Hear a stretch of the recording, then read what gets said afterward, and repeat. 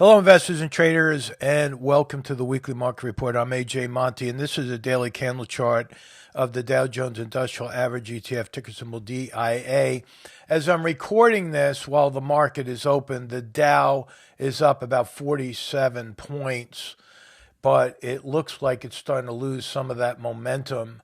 And last week, if you had a chance to catch my report, I put an upside target on the diamonds at 529.36. I still think it could get there, but once it does, I think you're going to see it reverse right back down, which then activates this open target down here at 514.35. So in other words, the Dow is in a trading range right now, which is great for option traders. It's great for swing traders and maybe a little frustrating for investors. Take note that, again, we have a drop in volume here while still showing a higher low and slightly higher high. That's why I think we could get up to that target, and then the volume will most likely drop, and then we'll start to see it pull off a little bit on the price action. So I can't give you advice here on what to do with your account, but I can tell you that when the volume drops, that's telling us that the buyers are losing some of that momentum. And I just got finished with a webinar for the Scotia iTrade folks up in Canada. And this is exactly what we were talking about. We're talking about the drop in volume on the way up being more bearish than bullish. So keep that in mind. Now, IWM, I also had an upside target on that. I am keeping that in place because we still have the momentum indicators down here going higher. So my upside target on IWM is 301, and then you're most likely going to see resistance hitting right up here at my target. All right, so that's another one. A caution flag would go up at that level for anyone that has a long position. And taking note of the trading channel that I defined here for you last week, that trading channel is going up. However, once we start dropping below this trend right here, all bets are off for upside targets. Now, the way you measure the move in a channel is that you take the width of the channel and you attach that price move to the breakout point. So, and then you draw a new channel. So if IWM breaks out below that trend line, you could see it all the way down here around the mid 285 level, 282 to 285, which would be the next level of support. So that's just a word of caution for anyone long the market there. Going to QQQ, we hit my downside target like a champ from last week, but look what's happening here today. We've got a red candle right at, now this is a triangle forming here. See this? If I take that low connected to that low, we're right at the bottom support level of this triangle. Now this is a symmetrical triangle. So what you do is you take the height of the triangle, we break out below that triangle, guess what? My downside target's most likely going to hit down here. So this would be the area that you would measure the move for a breakout of a triangle to the downside. So again, keep that in mind for you if you're looking to manage risk. One other thing before I get into SPY, I'm going to interject this in the middle. We've been talking about the SpaceX pump and dump for, since before they even went public. Now, we have a short position on this with our spread traders, and we're doing extremely well on this diagonal calendar put spread that we have because we butterflied it. And I'll talk more about the SpaceX chart in a moment. But the reason I want to bring this up midstream in this report is because so many people have gotten hurt on this one because they're following the hype, they're following the headlines. And the only thing I could say without giving you direct advice is that if you want to be successful in this market, you have to pull away from the news headlines. You got to pull away from the analysts that are trying to pump a stock to get you to buy it, because a lot of times they're going to be on the other side of that trade. And that's exactly what we're seeing here. In fact, as of today, this came out, again, through CNBC after they told everyone to buy it, that the short sellers are loading up against the SpaceX stock.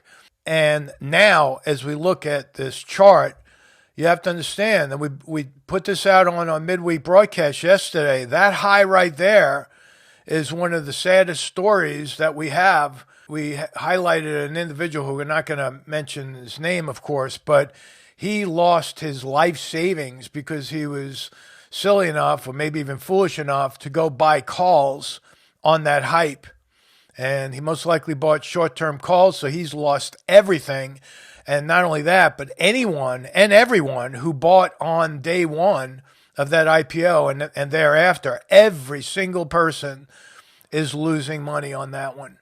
Now, I'll put a forecast out on this one because we talked about this last night on the Rapid Fire. And by the way, you want to come on for a 15-day free trial and watch how I analyze these stocks every Wednesday, you're more than welcome. Just scan that code with the camera on your phone and it'll bring you right to our website.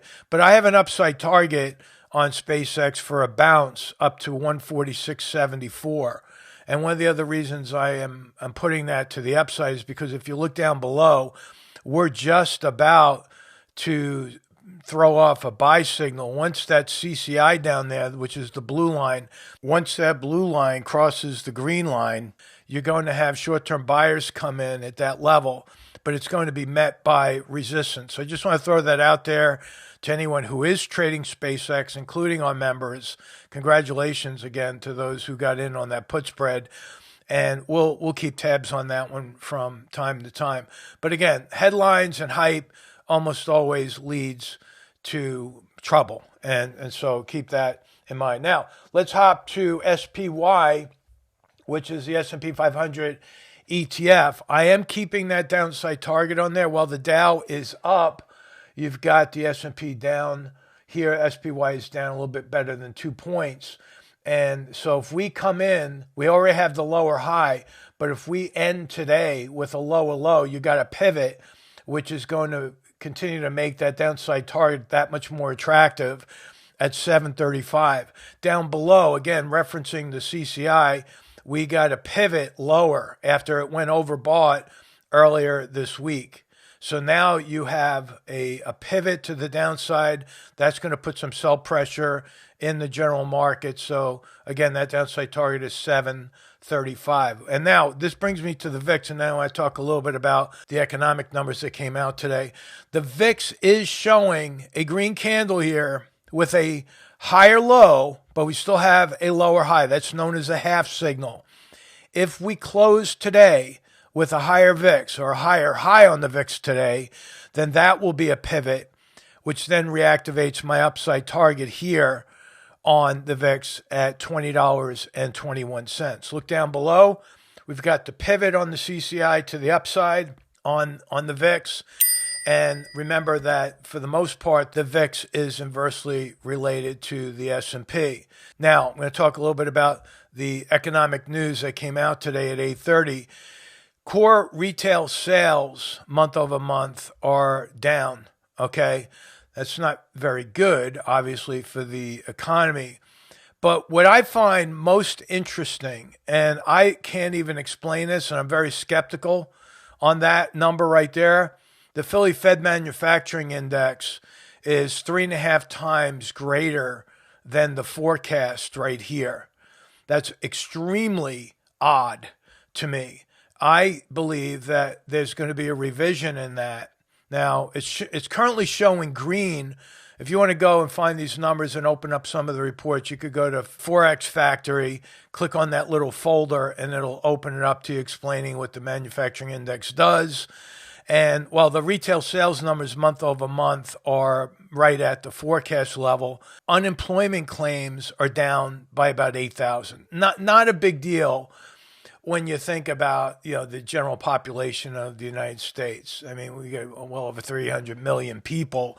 8,000 unemployed is not going to make a big difference in that. So, but the markets will react, just because it's showing green, unemployment's dropped, let's get to buying again, right? They're going to find any excuse to try to pump the market up when it's already in an overextended condition. We were talking about Micron technology yesterday on one of our webinars, and take a look at this chart. This is a monthly chart of Micron gone vertical. This is absolutely insane. Now, recently, our VIPs took a long put position, a diagonal counter put position in this stock, which is basically a home run already, and we got a long way to go. And so look at that red candle on Micron. Now, you look at that one stock, which carries a lot of weight. Obviously, it's a mega cap stock, but it carries a lot of weight. And you look at the divergence between where it is right now and where the moving average is on the monthly chart. This thing could drop another 520 points before it hits that moving average. Now, I'm not going to say it's a guarantee it's going to hit that moving average, but holy mackerel, what would that do to the markets as a whole when you have a mega cap stock taking a huge hit like that? And I do think it could happen. You look at all the oscillators down here. CCI is starting to go down. Now, I'm not telling you to trade Micron from the short side right now. I'm just telling you, but you should look at it and other stocks like it as a gauge before you just start getting in and buying this market because you heard something good on CNBC or one of the other, financial channels. Stay tuned to the charts. Stay tuned to StickyTrades. Plug in, follow us, comment, like, share, all the good stuff to stay in touch with us. We love connecting with our audience. And with that, let us know in the comment field where you're tuning in from.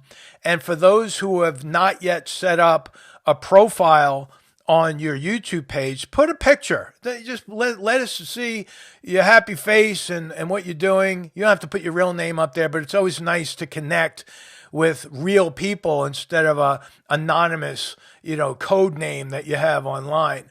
Just make sure you stay connected to us. We love building that relationship with our followers and our members. And with that, I'm going to end this report. Wish you a good rest of the week, and we'll talk to you next time. So long.